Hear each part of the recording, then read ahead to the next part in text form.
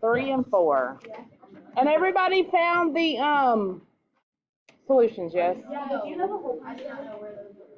Yes, but it's not going to do a whole bunch at one time. It's over on the,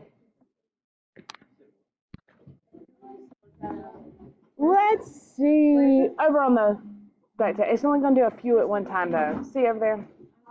Oh, do y'all want breakfast in the morning? I forgot that. Friday, f of x plus h minus f of x over h. Yes, you'll have to know that one. That's one you'll have to know, but and you'll see why soon enough. Probably you'll use it so much in the beginning you'll just know it. Maybe not at the end, but you'll have to go back and look at it several times. But it's part of a definition that we're gonna talk about when we get to derivatives. That it'll be a multiple choice question for sure, at least 1 to 2. Probably not an FRQ, but at least 1 or 2 multiple choice questions because it is a definition type thing. Okay, so this asked us for velocity at time 3 seconds. So it says t. I used x here. I'll use x here since this. But at time 3, and remember that formula was, what did we say, 16. I'm going to keep with x squared here, even though t is time, right? And all I'm going to do is plug in this formula here and see what happens as I get h closer and closer to 0. Let's see, so we've got, this would be f of 3 plus h minus f of 3 over h. Is that what y'all did? You have to use the numbers. You already find the numbers for number 1. Oh, yes. So here I've got, this would be 16, 3 plus h squared minus, and then you found f of 3, you said, which was 48.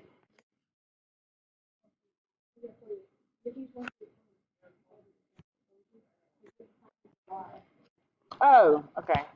I don't know. I'm just trusting y'all because you already did it. If you plug in 3, 3 squared is 9. 9 times, yeah. So what is it?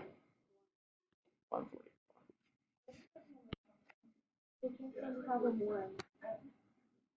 All right, so in the very beginning it said use the equation y equals 16t squared. You found the y.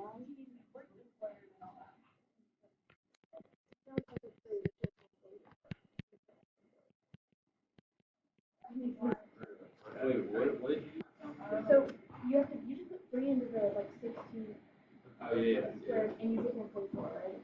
So f of 3 is 144. I don't know that. We can't really solve for h. Is this, which one? I always get confused. Which ones are calculator and which? Grays are not a calculator. So this is a calculator. So remember, I want h to be as close to 0, so I'd probably get out my calculator and look at the table here at this point and say, what does this value get as h gets closer and closer to 0? And of course, you can use x on your calculator to find that.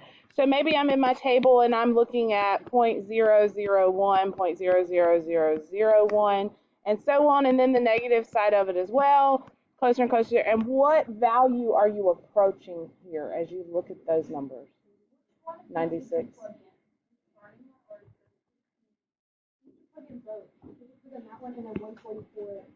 This is the one you're looking at for the table here. 96.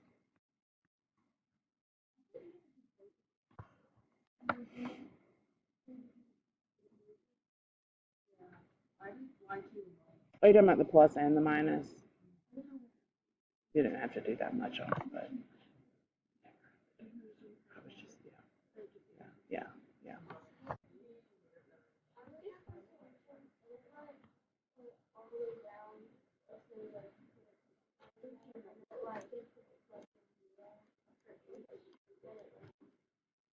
We are going to talk about an algebraic manipulation. We have not gotten there yet. Sometimes,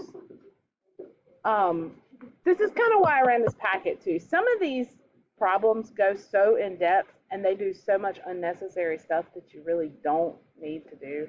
If you remember that I'm trying to get that h, because what did h represent? H. Oh, the area. in between, right? And if I want to know it at one specific point in time, then what I really want is h to be 0 or as close to 0 as I can get. So by doing it this way and using the table, then I don't have to go through all that other. But we are going to talk about with a non-calculator problem, and we're going to get to that soon, where we'll do a lot of algebraic manipulation to get it to where things cancel out, so then we can do a substitution type situation. But you didn't have to do all that on this one. But, how did you know what the 16 or that? Because the equation itself was 16x squared, right, or 16t squared. So if I did f of x plus h, so I plug x plus h in here for x, and then x in, and then it said specifically when x is 3. So then I said, okay, well then let x be 3, and I plug that in for the x. Because I'm always referencing that exact same equation. In other words, what is f of 3? F of 3 is 16 times 3 squared. What is f of 3 plus h? Well, that is 16 times 3 plus h squared. No, that doesn't make sense. Which part am I losing you on?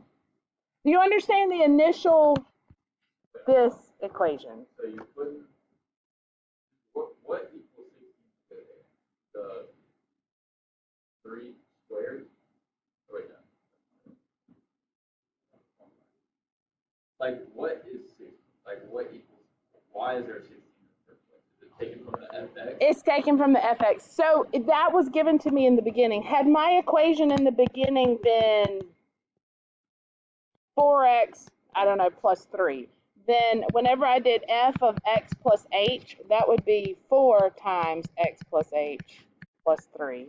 And if they said evaluated at a specific point in time, let's say when x equals 5, then I would do 5 plus h, which would be 4 times 5 plus h plus 3. I'm using the equation they give me, and instead of x, I'm plugging this and this in for x into the equation that was given. And the equation given, see, has it 16 in front and the squared. All right. Yeah.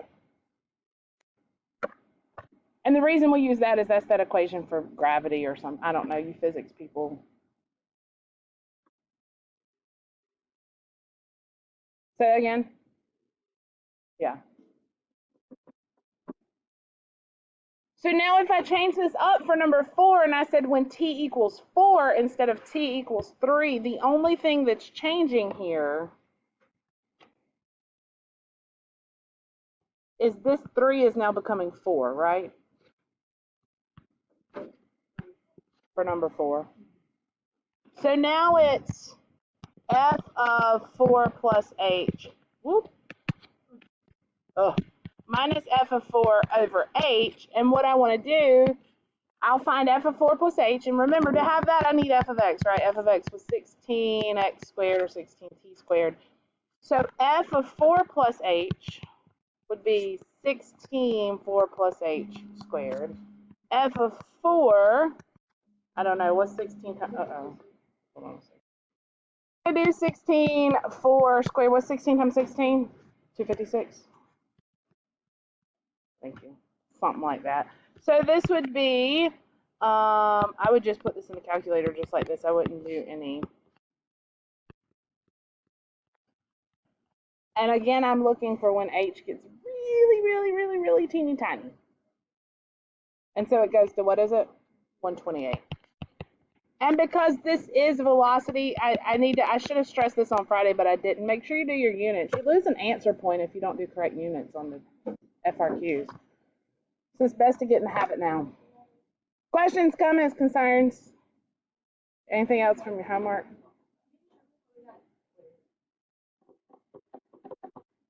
So I want to go into that table, right? No, not that. Oh.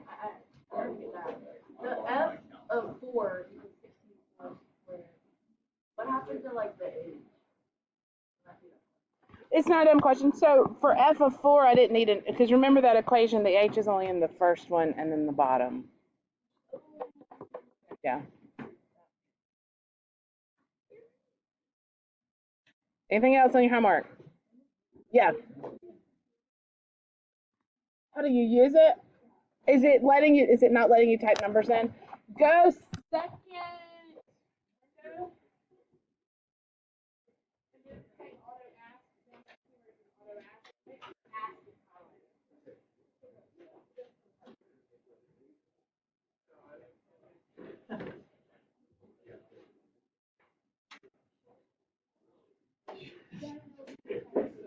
You're trying to get as close to 0.0001.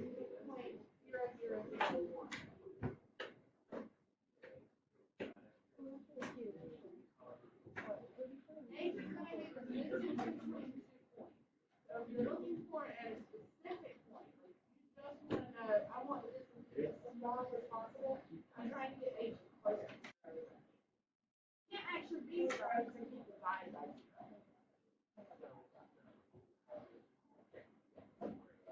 And you'll see it as partial number. The partial number is actually closer to H. And that's what it is.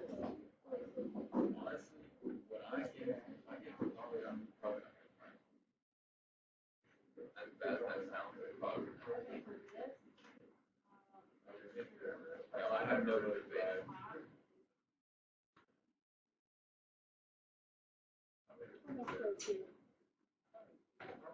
Take the AC.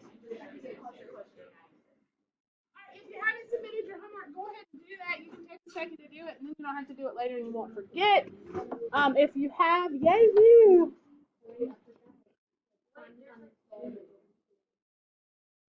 The second one's tonight's homework. It says limits day 2. Last night says intro to limits. I got to remember to put the dates on there. I always forget. So is intro to limits this one? Hold on. Okay, so this is tonight. Tonight is, I think I named it limits day 2. Tonight is homework limits. Oh, sorry. I thought I changed it. Yeah. Intro to limits. Intro to limits is what's due today. It's not going to be that because you don't have your books yet. Yay! Yeah. So we'll do it out of the packet. All right. Just to clarify, we only have 11 calculus books. They've got to get more from probably Ellie or something. Yeah, I know.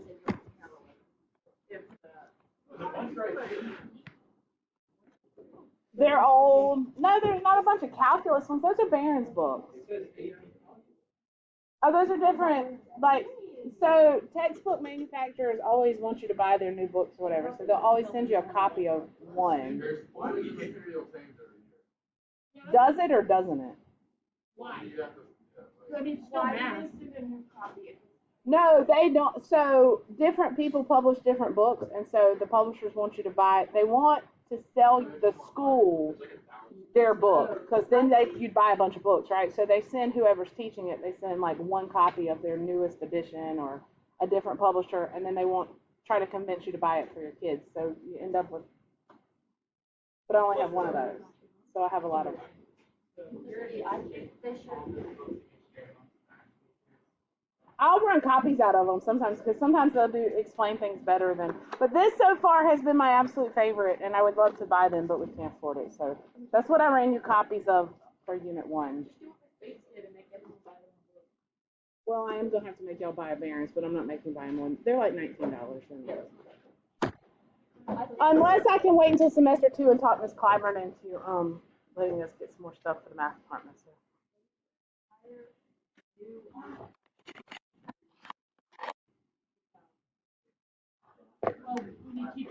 Yeah, we don't have. Teachers are kind of hard to find right now, especially math teachers. We're like unicorns. If you will look in your packet on page. You don't have one apparently. I gave you one. Bro, where'd your packet go? We talked about tables and how they use, and I just want to make sure you understand how to use a table to evaluate a limit before we get to the algebraic. AP Calculus loves the table. So are y'all on page 13 with me?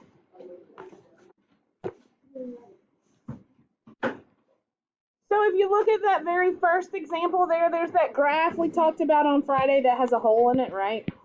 Looks like that. And we talked about how that limit approaching from different sides. So you see that table? What would you say that limit is as you approach 3 there? 4, right? You see it's going 3.99 on one side and 4.01 on the other side. So we can use those tables then to evaluate limits. What's 13? We're not going to do a whole lot with it right now. I just wanted to kind of review some code. Some of you had some questions Friday about how we evaluate limits this way from tables, and I just want to make sure. Flip over to page 14 and look at number 1. You can. This is yours. I'm just trying to copy. So number 1 gives you a table there, and then it asks you for the limit as x approaches 9 of f of x. What do you think it is? As I get closer and closer, 9, -5, -5. I mean, these are pretty easy, right? You love these? Okay. If y'all understand how to read the table, do you understand, could you do a table on your own? Like if I gave you number 5, this rational expression with a polynomial at top and on the bottom, could you put that in your calculator, make sure top's in parentheses, bottom's in parentheses, and could you go into the table and could you? Yes. What numbers would you use? Okay, so that on the bottom, see it says as you approach -5 on number 5. So I would do -4.99999 and -5.00001. And I'd get as close to -5 as I could from either side. You want to come in from either side. And we'll talk about a little bit more why today and tomorrow. Does that make sense, though? I feel like these are a little more straightforward, a little easier than what we were doing on Friday. So whenever I saw this, I thought I'd run this limits. I know, I'm sorry. Well, thank you. I appreciate y'all.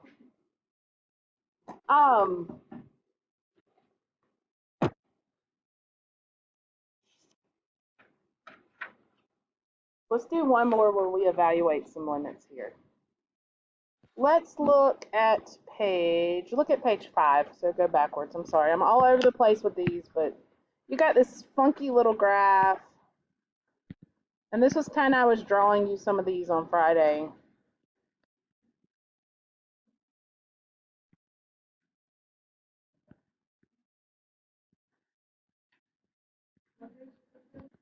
Page 5. All right, so let's evaluate. Let's just quickly go through these limits and evaluate them just to make sure you understand fully. This is 1. What is this? This is -3, even though it doesn't look like it. And this is 2. All right, so the first one says, what's the limit as x approaches 1? -1.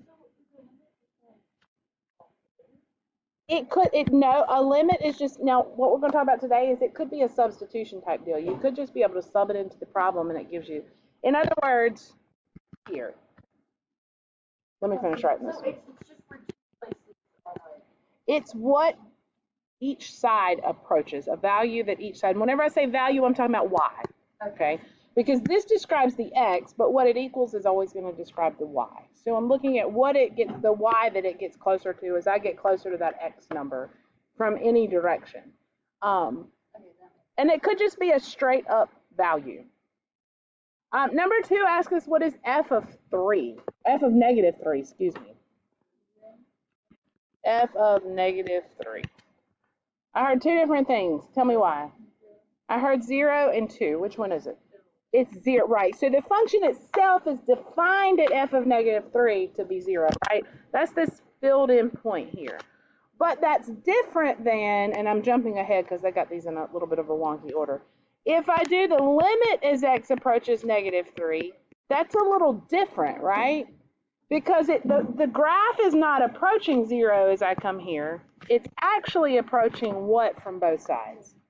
1. So the limit would be 1, but the function value is 0. Does that make sense? Do you see the difference in the two? Are you sure? How about the limit as x approaches 2 of f of x? 2. Well, how about f of 2? Y'all seeing the difference here? Okay. The filled in dot is the function value at that point. Yes. Well, yeah, How about f of 1? Does not exist, undefined. That's exactly right. Either of those would work. Does not exist here for f of 1. Yeah, does not exist. Or undefined. Let's see. We said we did we do f of negative 2? F of negative 2 is just 2, right? Limit as x approaches 0. Negative 2 again, right? The limit as x approaches 0, this is one of those where the function value and the limit are the same thing. It's negative 2, and if I found f of 0, that would also be negative 2. They can be the same thing. This graph is a little wonky, but they can be the exact same thing. That's okay, but they don't have to be. Do you see the difference on when it is and when it's not? Okay, good. Good.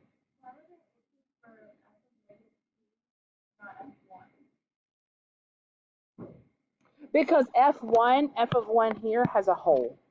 It's not filled in, so it's not defined there. There's a hole in the graph. Good question though. Anybody else?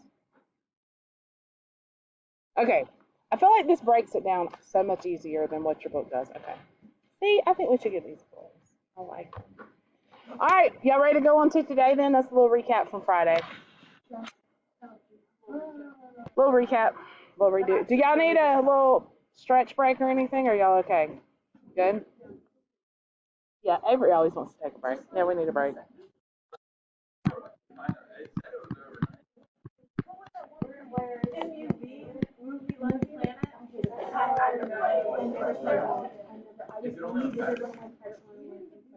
All right, so I want to run through quickly. These are notes. These aren't in there now. I want to run quickly through some properties of limits. These will go quick. They're very, very easy.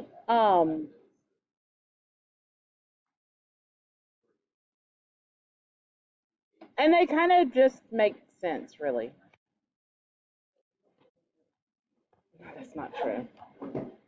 So as we evaluate limits, this is when we evaluating limits. One thing we always want to try, especially when we get into polynomials and things like that, is we always want to try substitution. What was that? In other words, if I have some function that it's not piecewise, you know, the graphs we were looking at earlier were piecewise, right? They're different pieces that are put together. If it's not piecewise and it's not, there are no holes in there. How do I tell holes, by the way? Okay, no graph, just equations. We're talking about equations now. Close, so that's an asymptote where the bottom equals 0. But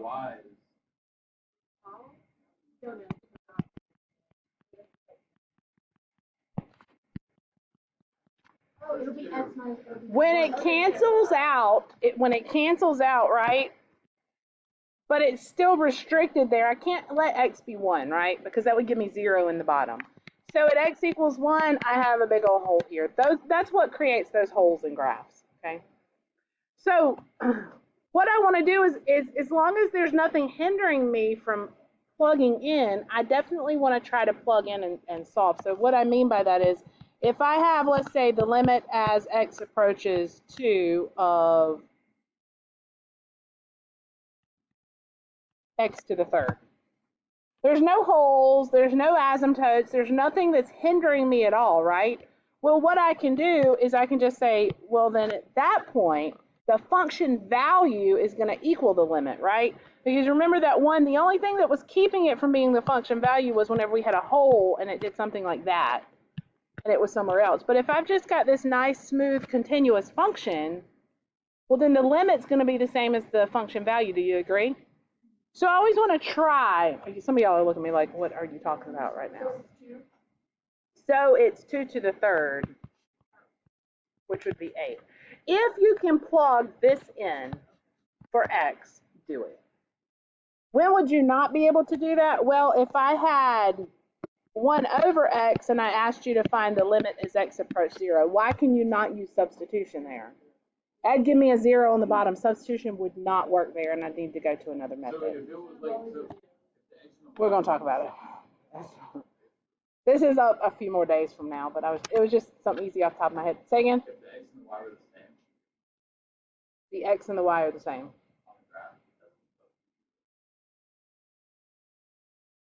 What do you mean? like if it's approaching 2. See how this one is continuous and this one has a hole? Holes, asymptotes. Remember we talked a lot about types of discontinuities? Remember that in pre-cal? We talked about like jump discontinuity, infinite discontinuity, oscillating, those kind of things. If one of those things happens, you're not going to be able to just plug in at that point. All right. Y'all good so far? Just straight. So if you have just a polynomial, plug it in. Are y'all okay? All right. Let me list the properties here for you, and then we'll come back and we'll hit this a little bit more. You don't have to know the names of these. You just have to know how they work. The first one, if I have a limit, and x is, I'm going to put c here, so x is approaching some value. It doesn't matter what that some value is, just some value.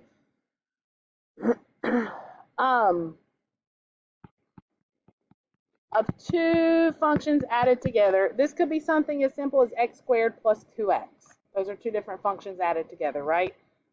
I can find the limit of each one individually, and I can add it together. So I can split those up if it helps me. And all these are going to be things that are going to help us evaluate these limits. Sometimes substitution will work, sometimes it won't, and all these properties will help us be able to figure out different ways to manipulate so that we can get it where we need it to be. I'm actually going to combine this into one. I'm going to do this, plus or minus. Sorry. Y'all know I don't like to write any more than I have to. Plus or minus works.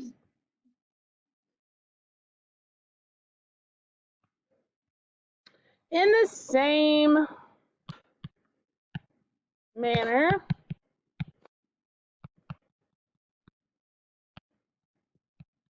multiplication and division can also be split.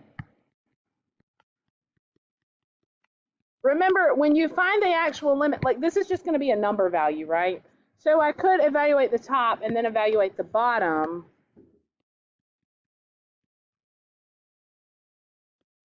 And then divide those 2 values. You can split them up that way. Multiplication or division.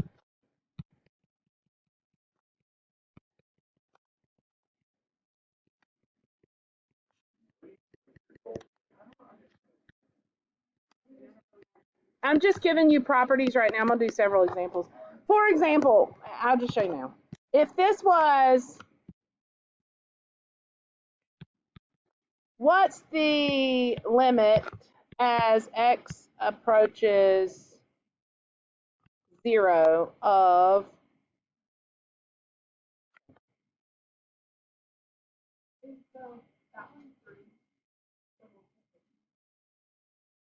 yes.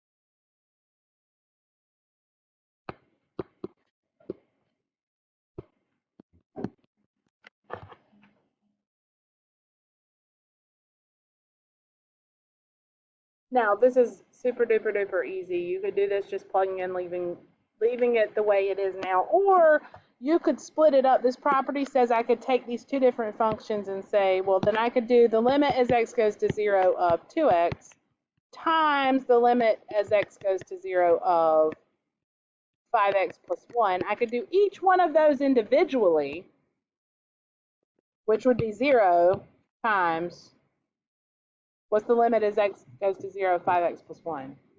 1. So this whole limit would equal 0. It's just giving me ways to split it up. You're plugging it, yes. I'm just saying you don't have to do it. But, okay, so because what if I had something like, y'all aren't going to like this, but since you're asking me already before I finish the properties, I'll show you. Well, we're going to have to do it anyway, but there's just one more property. Let me show you the last property, then I'll show you what I'm going to show you. The last one is exponents. So that was what, 1, 2, 3, 4, so this will be 5. Is that right? No, 6. Of addition, subtraction, multiplication, division. Okay. Then there's 2 more. This is probably the most useful one and the one that you will use the most.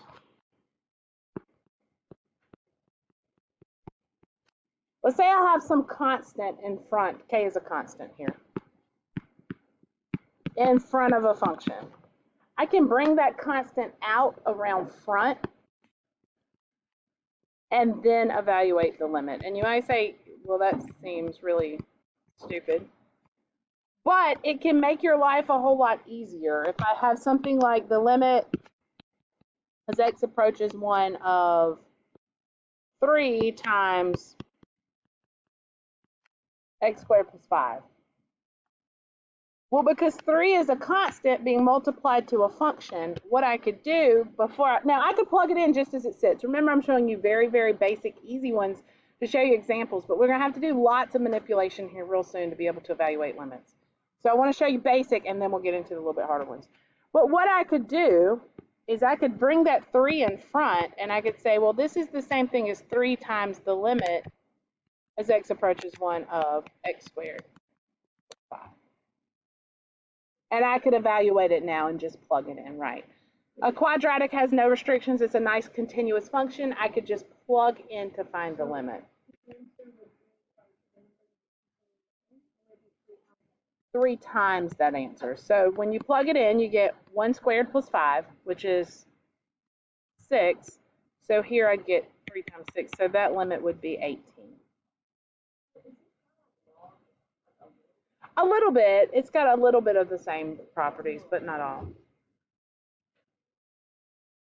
The point in all of this one's the only one that's not really quite as intuitive as the others, but limits can be split apart is what we're getting at with all these properties. The very last one is the one I probably use the least, but I still need to show you because you could, yeah, go back where?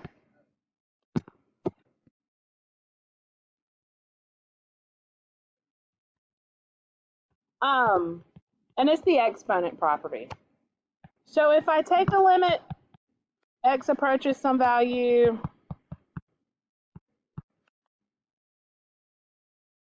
I need 2 good variables. I'm out of, z, give me another one. Whatever that exponent is, it can be a fraction, it could be a whole number, it doesn't matter what it is. What this says is, or what this property allows me to do, is I can take the limit. This, by the way, is going, this would say, take some function, maybe 2x plus 3 to the 2/3. What this says is that I could take the limit without the exponent on it, and then whatever that answer is, just raise it to that exponent, which would make it a lot easier for you than having to find the limit with the exponent on it. Okay, so a lot of you are going, this is really stupid. Why are we doing this? What is the point? When will we need to do this? Why would we not just plug in from the beginning? So I want to show you. Don't hold on to your britches because this is a trig problem. Nothing? No. All right. We're going to try to manipulate where we can and do what we can so that we can evaluate this, because we'll see we will not be able to evaluate this the way it sits. This is a no calculator problem, by the way. Say again. This is general. This is just use the property so that you can manipulate it to be able to evaluate.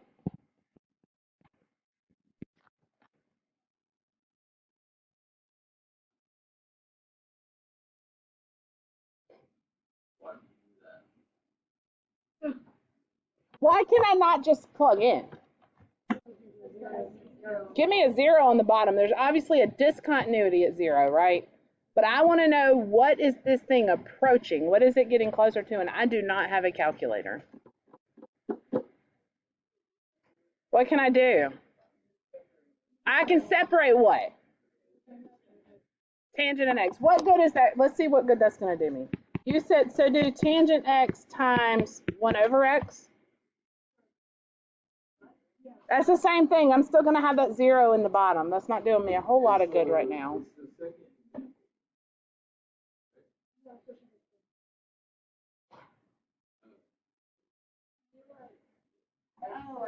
Somebody can figure this out. You can't change a value. You can't change a value. No. You're still going to have the x in the bottom, though. Can you write something a different way? What? Oh, yeah. Tan is what? Oh, you're on to something else. Sine over cosine is tangent. Do we all agree? We talked about something special on Friday. I said you might want to go back and highlight this or put it in your notes somewhere. It's going to come up. For some reason, they just want you to remember this. Oh. Remember what it was. I'm still dividing. Okay, say it again. Not sine, but the limit as x approaches 0 of sine x over x equals, what'd you say? 1. Remember we found that on Friday, and I said remember this because it keeps coming up. Can you rewrite this now? So what if I do this? The limit as x goes to 0 of sine x over x times what? 1 over cosine. How do you get sine x over x? So if I've got sine x over cosine x times 1 over x, right? I can write that any way I want, and I can break it up. My goal is to try to get it to where I can evaluate it without there being an undefined point. So I kind of did, but I know that one. That's one that I know. And it eliminates my x in the bottom. So by knowing that and I see that, I go, oh yeah, I can get rid of that. You'll remember sine x over x because we will reference it so much you'll go, sine x over x is what? Okay, which part did I lose you on? Yeah, why? Yeah, that's, I understand the sine. Okay, so let's do it like this. Let's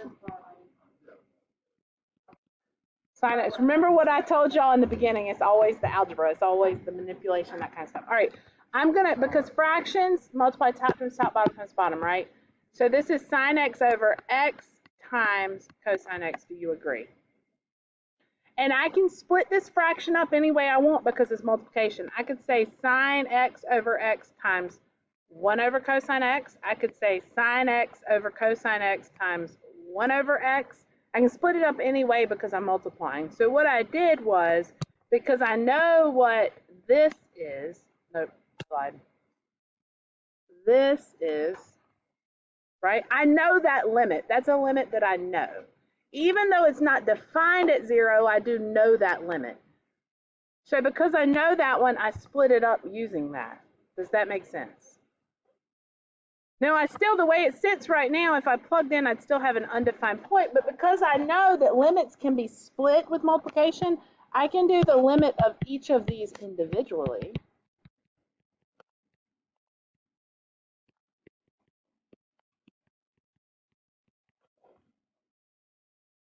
and you already told me this is 1,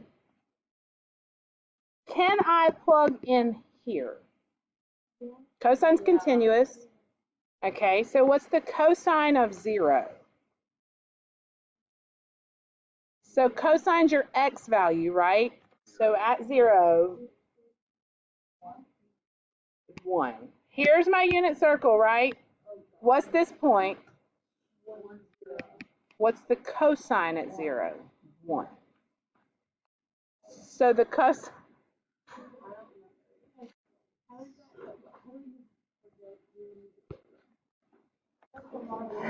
What do you mean? What you need to pick from?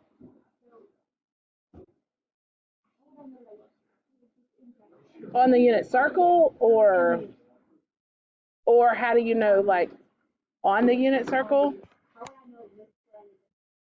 Anytime it is asking you with no calculator to evaluate a trig function, you're looking on the unit circle. So you've just forgotten. You're making it. You're overthinking this. I need you to explain it to me. Okay, so this is.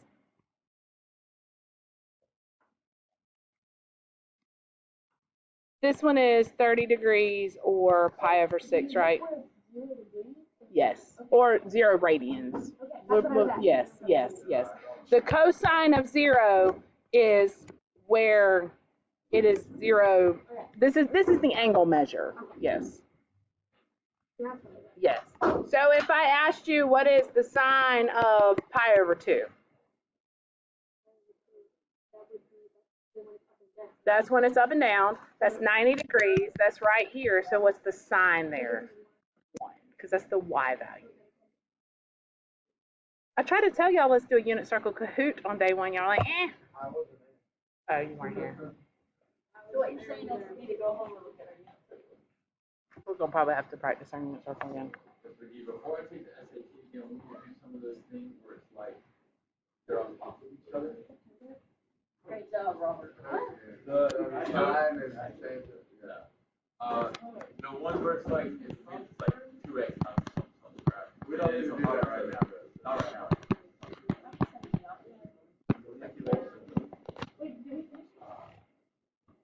Yeah, that was it. It was 1. 1 times 1 is 1. I just don't understand.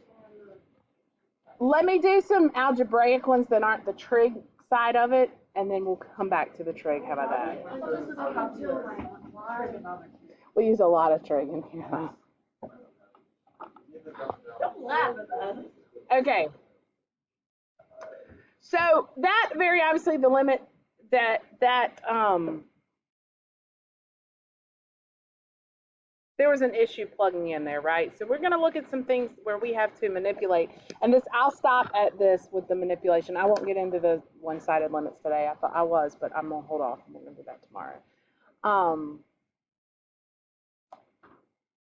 Let's look at manipulating algebraically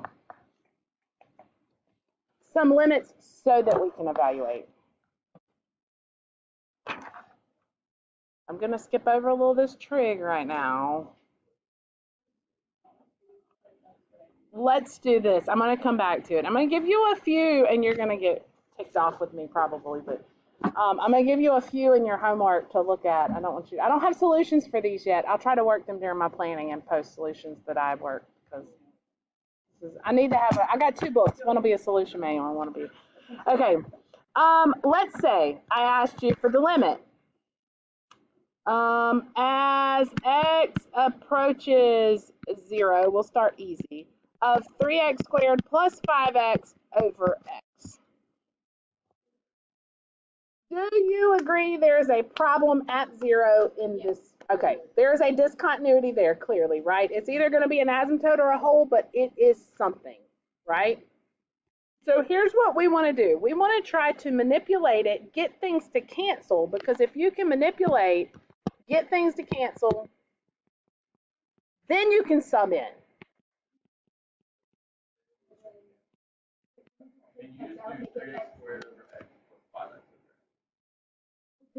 Can you what?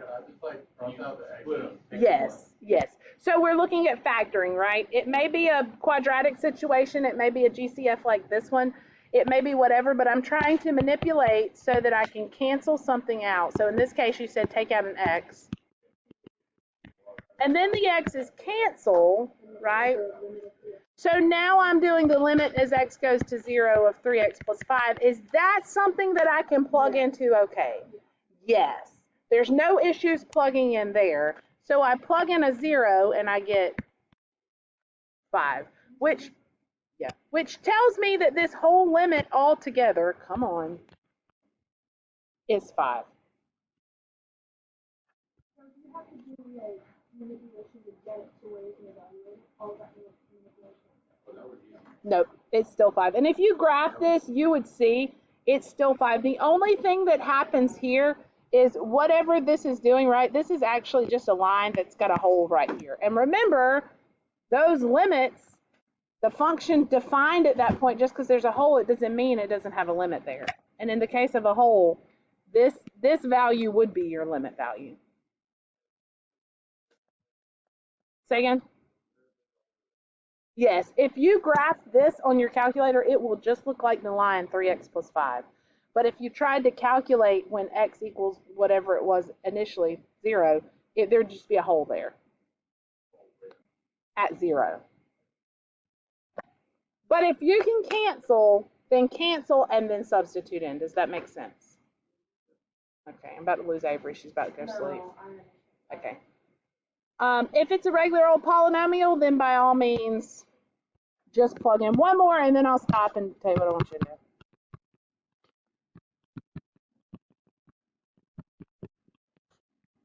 Remember, if you can plug in, plug in. Don't make your life harder, but if you can't, you can't. I'm obviously doing some that are a little bit harder.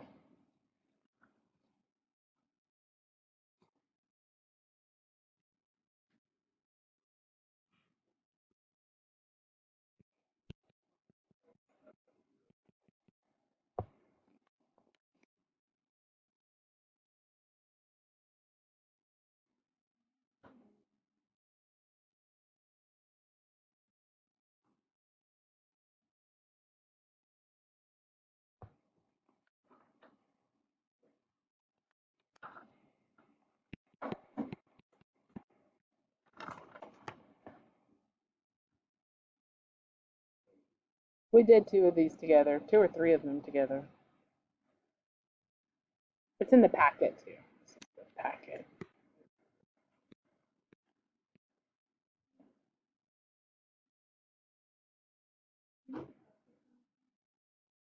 Actually, I want to go 20, 30, but I want to do, if it will. These are 3. You will see I always try to include, whenever I can, multiple choice practice and things like that because it helps for us to get. So those last 4 are multiple choice.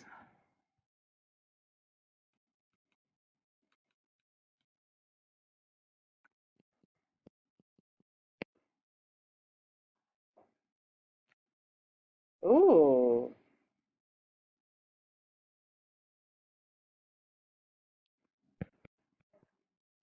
It's all coming back.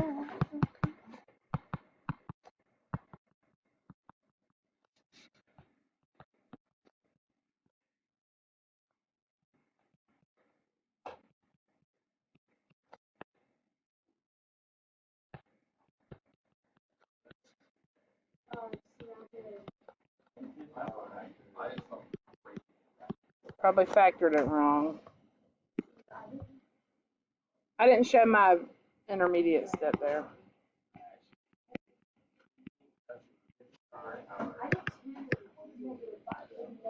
It's got to multiply to negative 30.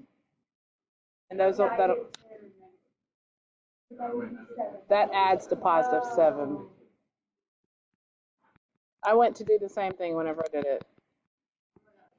It's always the algebra. I'm telling you, it's always the algebra. Oh wait, yeah, you do like 6 times negative 5 is negative 30, and in the middle that. Yep. Have to. It has to multiply to the product of the ends and add to what's in the middle.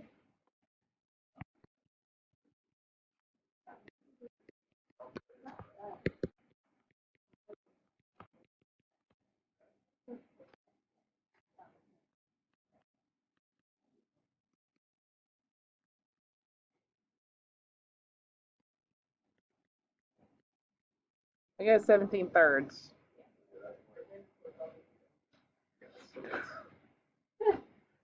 If you would like. What did you put? 5 2/3? Yeah, you can do that. If you round, make sure you go to at least 3 decimal places on everything or else you lose your answer point. That's the rule. I like fractions, yeah. Just quickly, and I keep saying I'm gonna shut up. If this doesn't cancel and you end up with something like, I mean, maybe eventually, but not. You end up with something like that, you're asked to evaluate it 1/3. If it's, and we'll get to why this is, but this does not exist. There's no way I can continue to manipulate this and get it, and that's okay. There's the what? Yes, the bottom will always equal 0 at that point. In fact, what's happening there? It's not a hole this time. It's an asymptote there. And if you think about the way a vertical asymptote does, it's not going to have a limit there. Or you don't know about it just yet. There could be, but you don't know about it just yet. There you go.